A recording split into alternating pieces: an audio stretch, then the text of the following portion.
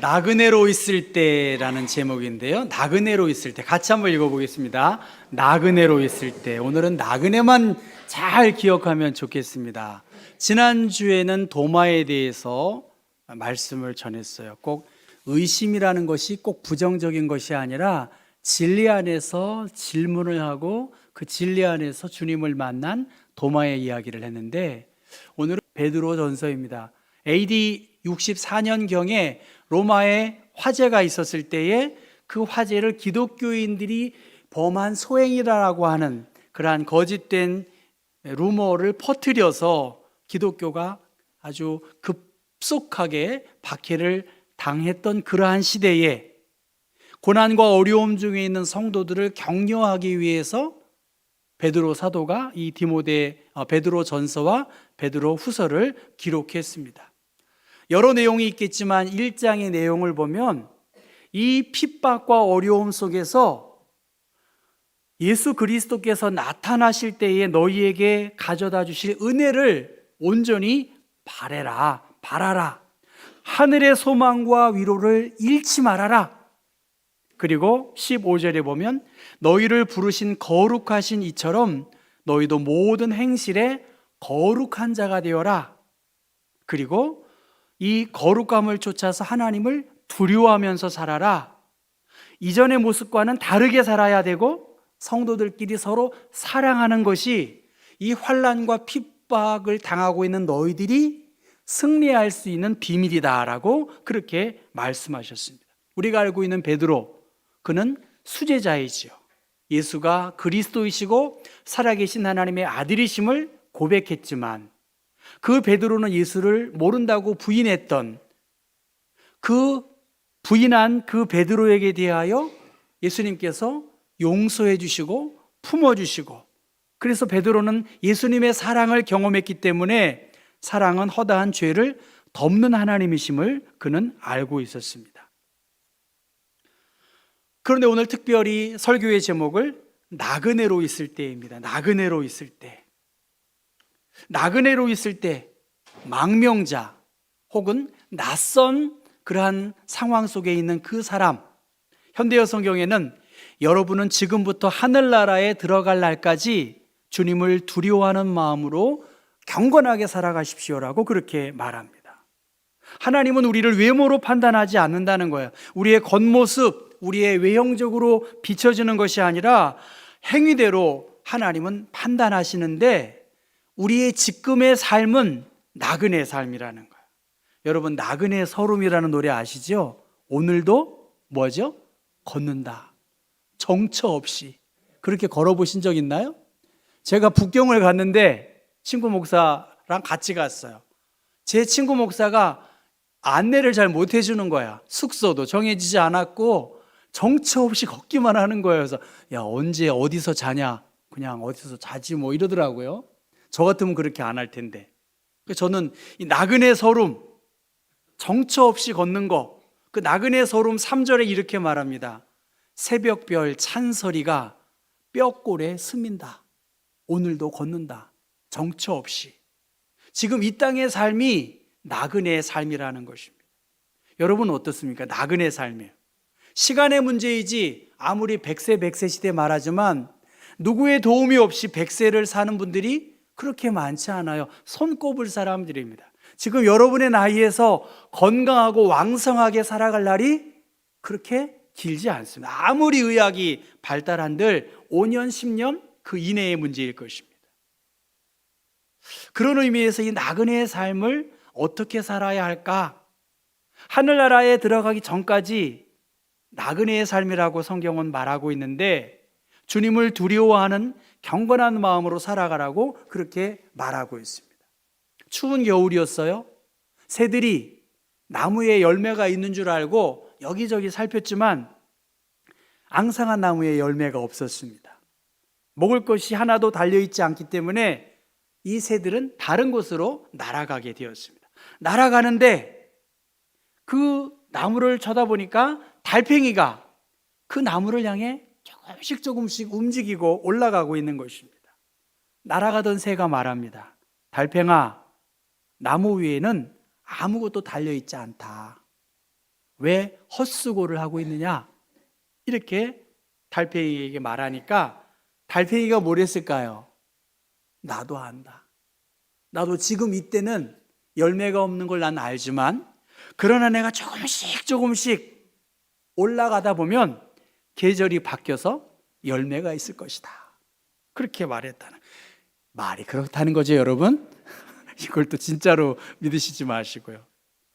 달팽이도 새도 뭔가 눈을 가지고 있고 인지 능력을 갖고 있다는 말이겠지요. 그런데 차이가 있어요. 보이는 것을 보는 그러한 눈이 있고 보이지 않는 것을 보는 눈이 있는 것입니다. 믿음의 사람들은 무엇일까? 믿음이 없는 사람은 눈에 보이는 것만 보이는 거예요. 그런데 믿음이 있는 사람은 뭡니까? 눈에 보이지 아니하는 하나님의 나라, 천국, 영생, 그것을 보고 있습니다. 그래서 미래에 대한 소망을 온전히 바라라. 13절에 그렇게 성경은 말씀하고 있습니다. 나그네로 살고 있는 거예요. 믿는 사람만 나그네로 사는 것이 아니라 믿지 않는 사람 누구든 이 땅이 언젠간 끝이 있을 것이라고 자기의 생명의 유한함을 느끼지만 우리가 또 다른 것을 보는 것은 우리는 본향을 향해 가는 나그네다라고 하는 것입니다. 그러한 의미에서 본향을 향해 나아가는 나그네가 이 환난과 핍박에서 어떻게 해야 되느냐? 같이 한번 15절 16절 보이는 대로 읽어보실까요? 오직 너희를 부르신 거룩한 이처럼 너희도 모든 행실에 거룩한 자가 되라. 기록되었으되 내가 거룩하니 너희도 거룩할지어다 하셨느니라. 이 포스트 모던 시대에 굳이 뭐 이렇게 예배를 드려, 굳이 뭐 이렇게 해, 놀러 가지, 환난과 핍박, 이 어려운 상황에서 뭘 하나님을 믿겠어? 이것이 보편적인 생각이지만 영원한 하나님의 나라의 본향을 생각하면 힘들고 어려울수록 우리의 몸과 마음이 깨끗함을 유지하고 도덕적으로도 책망을 받을 것이 없는 그러한 예수님을 따르는 삶을 살아야 된다는 거예요. 그러한 의미에서 우리 교우들은 거룩하셔야 돼요. 거룩함을 쫓고 예수님을 더 묵상하면서 이 많은 선택과 또 결정하는 그 중심에서 하나님이 원하시고 하나님이 기뻐하시는 일들을 쫓는 것이죠. 힘들고 어려워요. 일본의 교회 어렵더라고요, 보니까. 그런데 15명의 교인들이 8억 원의 돈을 낸 것은 아니에요. 그러나 여러 방법을 통해서 그 목사님이 얼마나 고생했겠어요. 몸도 아픈데 8억 원을 헌당한 거예요. 제가 그렇게 말했어요. 이 힘들고 어려운 상황에서 신실히 하나님을 믿는 거룩한 그리스도인을 통해서 하나님의 나라가 완성된다는 거예요. 여러분, 오늘 우리에게 어려운 일들이 너무 많아요. 그런데 이 상황에서 우리가 해야 할 것은 내가 거룩하니 너희도 거룩한 자가 되라. 너희의 모든 행실을 하나님이 눈동자처럼 지키시고 보호하시기 때문에 거룩함을 유지하는 것이 우리의 경쟁력이고 지속 가능한 공동체를 이루는 중요한 열쇠라고 하는 것입니다. 개구리가 강을 건너기 위해서 건너려고 하니까 전갈이 그 개구리에게 말하는 거예요. 나는 건너갈 수 없으니 개구리 너의 등에 나를 얹혀서 내가 이 강을 건넜으면 좋겠다. 그렇게 부탁을 했어요. 이것도 얘기지요. 그런데 강 중간쯤을 헤엄쳐 가고 있는 개구리에게 전갈이 어떻게 했을까요? 물었어요. 역시 물은 거예요. 그러니까 개구리가 그냥 죽을 수 없지요. 전갈을 쳐다보면서 야, 네가 날 물면 내가 죽고 내가 죽으면 너도 죽는 거 아니야? 그랬더니 전갈이 뭐라고 그랬을까요? 내 본능이다. 무는 게 내 본능이다. 이것이 내 본능이기 때문에 본능을 쫓아서 행동한 거라는 거예요. 죽을 줄 알면서 독침을 쏜 전갈. 이 전갈의 변명이 오늘 우리들의 여러 모습 속에서 인간의 본성, 우리는 굉장히 도덕적으로 흠이 없고 애를 쓰고 있지만 본성을 쫓아 살아가는 인간의 죄성을 지니고 있는 이 상황에서 힘들고 박해가 오면 인간적인 본성이 막 드러나서 원망과 불평과 저주가 막 나타나는 거 여러분 알고 있지 않습니까? 그런데 성경은 이 본성을 거슬러서 죄와 사망의 법에서 너를 해방시켜 주신 육신대로 사는 것이 아니라 영을 쫓아서 하나님의 부름에 따라 감정과 상황에 쫓아서 살 것이 아니라 이 시대를 거슬러서 살아가라. 힘들어요. 전 힘들다는 이야기를 너무 많이 들었어요. 누가 내 고통과 어려움을 알겠어요? 다 알고 있어요. 힘들다는 거. 우리의 형편과 환경에 따라서, 우리의 감정에 따라서 우리가 계속 그렇게 힘들어? 누가 힘든 건 몰라. 그래도 길이 있겠지.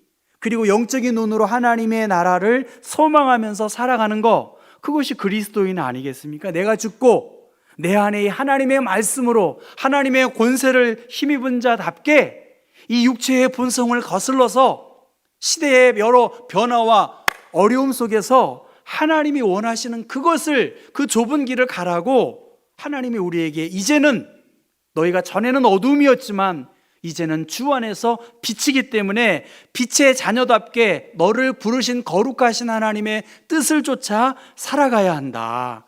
그것이 이 힘들고 어려운 상황에서 베드로 사도를 통해서 주고 있는 하나님의 말씀입니다. 나그네로 있을 때에, 오늘 그렇게 말합니다. 나그네로 있을 때에 두려움으로 지내라는 거예요. 이 땅이 나그네의 삶이에요. 조금 차이입니다, 여러분. 여러분 곧 80세 돼요. 저도 곧 80세 되고요. 곧 90대에 접어들 거 있을 것이라고 우리 권사님들 그렇게 생각하시죠? 90대? 너희들도 곧 90대 올 거야. 그렇게 생각할 거 아닙니까? 나그네로 있는 한 우리는 천국의 본향을 향해 가야 할 텐데 어떻게 해야 될까? 두려움을 가지고 살아가는 거예요. 두려움을 가지고. 외모로 보지 아니하신 하나님, 공평하게 판단하시는 하나님, 그 하나님을 생각하면서 하나님을 두려워하고 심판 앞에 각 사람의 행위에 따라서, 요한계시록에 보면 생명책에서 각자의 행위에 따라 심판을 받는다고 하는데, 우리가 사람을 외모로 판단하고 평가하고 그렇게 하면 안 되고요, 하나님을 두려워하는 마음으로 그렇게 살라는 것입니다. 국회의원들 국민의 투표로 결정이 됩니다. 국민의 준엄한 심판이 있어요. 국민에게 부여한 권한, 그 주권자인 국민을 무시하면 표 안 주는 거예요. 심판이 선출직, 그 직분을 맡은 사람들에게는 분명한 심판이 있다는 것입니다. 특별히 어떻게 우리가 의로워질 수 있을까? 헛된 행실에서 대속함을 받을 수 있는 방법, 예수 그리스도의 보배로운 피로 이 모든 것이 되어진다는 것입니다. 여러분, 오늘 우리들에게 어떤 신앙의 고백과 확신을 가집니까? 포로된 사람, 노예로 팔려간 사람, 금이나 은 같은 돈으로 다시 해방시켜 주시지만 인간을 자유케 하고 하나님의 나라의 기쁨을 줄 수 있는 것, 예수 그리스도의 십자가와 예수 그리스도의 부활 사건을 통해서 그의 죽으심으로 말미암아, 그의 대신 십자가 지심으로 말미암아 우리가 용서함을 받았으니, 힘들고 어려울수록 여러분 어떻게 할까요? 여호와의 제단을 수축하라. 두려움 속에서 하나님을 예배하는 것이 오히려 우리가 승리할 수 있는 하나님이 우리에게 주신 방법이라는 것입니다. 마지막은 더 말할 필요도 없겠죠. 힘들고 어려워요. 불평과 원망이 더 많아요. 그러니까 힘들고 어려울수록 우리의 죄성의 본성이 나타나서 다툼이 있고요, 원망이 많아요. 한번 여러분에게 한번 말씀 기회 드리면 하실 말씀 굉장히 많으실 거야. 그런데 그것이 꼭 다른 사람의 책임입니까? 내 책임이지. 가까이 있는 사람들, 이 교회 공동체 안에서 우리가 해야 할 일은 평가 저 다 할 수 있어요. 그러나 우리가 할 수 있는 더 힘든 일들, 하나님이 원하시는 것은 마음으로 뜨겁게 서로 사랑하는 것입니다. 왜? 우리는 오직 성도들과 동일한 시민이요 하나님의 나라의 권속이라는 거예요. 더 이상 우리들은 아웃사이더, 나그네가 아니야. 하나님이 우리를 자녀 삼아 주셨고, 전에는 내가 힘들게 걸어갔지만 주님이 나의 힘들고 버거운 짐을 대신 짊어지시고, 이제는 주님의 품에 안기기만 하면 되는 것, 이것이 복음의 은총이고 우리가 예수를 믿는 중요한 이유인 것입니다. 사랑하는 성도 여러분, 나그네라는 거야. 다른 건 다 잊어버려도 좋겠습니다. 내가 나그네다. 유한한 삶을 살고 있고, 이 죄성의 본질적인 본성들이 드러나는 이 나의 이 죄성을 극복할 수 있는 도덕적 수고 나름대로 있겠지만, 어린 양 예수 그리스도의 보혈의 은총 아니고서는, 하나님의 절대적인 은혜 아니고서는 우리가 한 걸음도 나아갈 수 없는 것입니다. 어색해요. 교회에 나오는 것도 어색하고 세상 사람들과 어울리는 것도 어색하고, 우리가 어떻게 하는가? 우리의 시민권이 하나님께 있고 우리의 본향을 향해 갈 때 주님께 더 예배하고 주님을 경외하는 삶, 비록 광야와 같은 삶이지만 오직 주님의 말씀만이 영원토록 우리와 함께하고 우리를 인도한다라고 하는 확신을 가지고, 광야길에 여호수아와 갈렙은 약속의 땅을 차지했잖아요. 광야의 1세대는 다 죽었어요. 무엇입니까 여러분?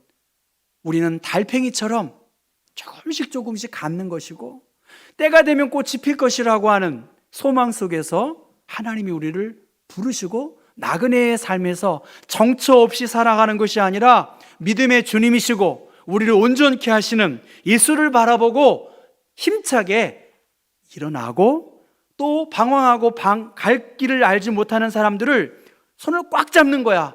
이 길을 가자. 함께 이 길을 가자. 구원받은 자답게 거룩하게 하나님께 소망을 두고 거짓과 가식이 없이 우리의 행위대로 하나님이 심판하신다라고 말씀하셨습니다. 여러분, 오늘 길 가는 나그네, 어디를 갈지 모르지만 주님은 우리에게 안식과 소망과 위로를 주셨습니다. 이 주님의 초대, 이 나그네 길에서 우리의 위로자이시고 우리의 피난처가 되어주시는 하나님, 몸은 죽여도 영혼은 늑이 죽이지 못하는 자들을 두려워하지 말라는 거야. 두렵죠? 저 두려워요, 진짜. 제가 얼마나 소심한데, 제가 소심하다는 이야기 굉장히 많이 드렸어요. 그러나 오직 몸과 영혼을 능히 지옥에 멸하실 수 있는 자를 더 두려워해야 되는, 보여지는 것 말고 조금씩 나를 옥죄어오는 여러 어려움들에 대하여 정말 하나님을 바라봄으로 우리 모두가 자유함과 기쁨 가운데에서 주님 부르실 그날까지 이 나그네의 삶을 승리하실 수 있는 우리 온 교우들 되기를 주님의 이름으로 축원합니다.